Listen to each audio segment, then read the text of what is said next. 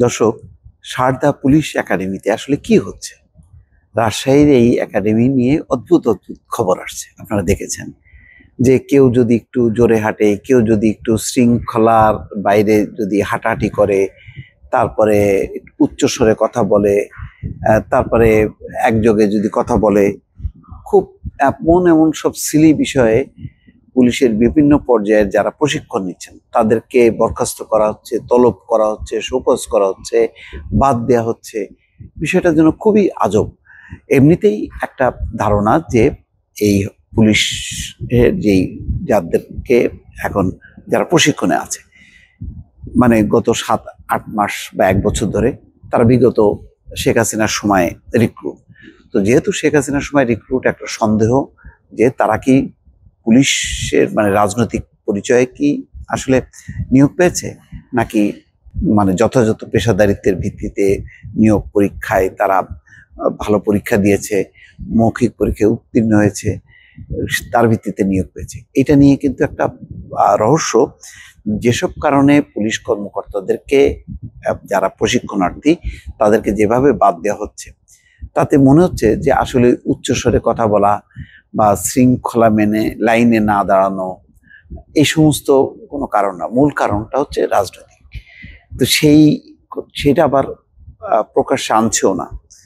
যখন নাকি যাদেরকে অব্যাহতি দেওয়া হচ্ছে, বাদ দেওয়া হচ্ছে, তাদেরকে কিন্তু তাদের বেলায় কিন্তু এই কথাগুলো আনছে না।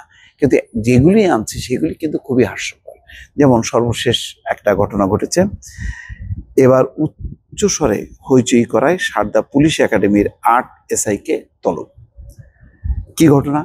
ঘটনা হচ্ছে এই, রাজশাহীর চারঘাটের সারদা পুলিশ একাডেমিতে প্রশিক্ষণরত পুলিশের 8 জন উপপরিদর্শককে এসআই কে কারণ দর্শানোর নোটিশ দিয়েছে কর্তৃপক্ষ। তাদের বিরুদ্ধে অভিযোগ, মাঠে নির্দেশনা না মেনে তারা উচ্চস্বরে হইচই করেছেন। রোববার সন্ধ্যায় 8 জনের হাতে শোকজের চিঠি দেওয়া হয়।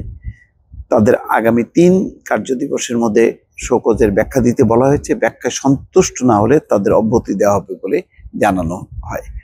সারদা পুলিশ একাডেমির অধ্যক্ষ মাসুদুর রহমান ভূঁইয়ার পক্ষে নোটিশে স্বাক্ষর করেন একাডেমির পুলিশ সুপার মোহাম্মদ তানভীর সালেহীন ইমন। এ ব্যাপারে জানতে চাইলে ফোন করা হলে ফোন ধরেননি। তবে এই সংক্রান্ত একাধিক চিঠির কপি এই প্রতিবেদকের হাতে এসছে। সারদায় প্রশিক্ষণরত অবস্থায় তলব পাওয়া পরিদর্শকরা শোকজের বিষয়টি নিশ্চিত করেছেন। যাই হোক, বিষয়টি নিঃসন্দেহে স্পর্শকাতর। পুলিশ বাহিনীতে ইতিমধ্যে শেখ সুজাত আলী, ডিএমপির কমিশনার, তিনি বলেছেন যে 90,000 পুলিশ সদস্য রাজনৈতিক বিবেচনায় নিয়োগ পেয়েছে। 2 লাখ পুলিশের মধ্যে 90,000 নিয়োগ পাওয়া হচ্ছে রাজনৈতিক সুপারিশের ভিত্তিতে। তিনি বলছেন এতজনকে তো বাদ দেওয়া সম্ভব না। যদি তারা পেশাদারিত্বের ভিত্তিতে চলতে চায় তাহলে তারা থাকবে, আর যদি তারা রাজনৈতিক আনুকূল্যে তারা চলতে চায় তাহলে তাদেরকে রাখা হবে না। এই হচ্ছে পরিস্থিতি। তো এখন প্রশিক্ষণে যারা বিগত সময় যারা রিক্রুট হয়েছে তাদের উপরে আসলেই তো আস্থা রাখা যাচ্ছে না। আস্থা রাখা যাবে কিভাবে? কিন্তু সেটা সরাসরি বাতিল করে দিলেই হয়, মানে পুরো প্রশিক্ষণটা। কিন্তু যেভাবে উচ্চস্বরে কথা বলা, তারপরে খাবারের সময় হইচই করা, লাইনে ব্যাকা হয়ে দাঁড়ানো, যেই কথাগুলো আসছে সেগুলি কিন্তু খুব হাস্যকর। এগুলো না বলে আমার ধারণা যে একটা যুক্তিসঙ্গত বক্তব্য এনে তাদের ব্যাপারে যদি মনে হয় কর্তৃপক্ষের কাছে তদন্ত সাপেক্ষে যে না তারা রাজনৈতিকভাবে রিক্রুট, তাহলে বাদ দেয়া। আর যদি মনে হয় যে না তারা সত্যি সত্যি পরীক্ষা দিয়ে ঠিক মতন তারা রিক্রুট হয়েছে অর্থাৎ যোগ্যতা বলে, তখন তাদেরকে রেখে দেওয়া উচিত।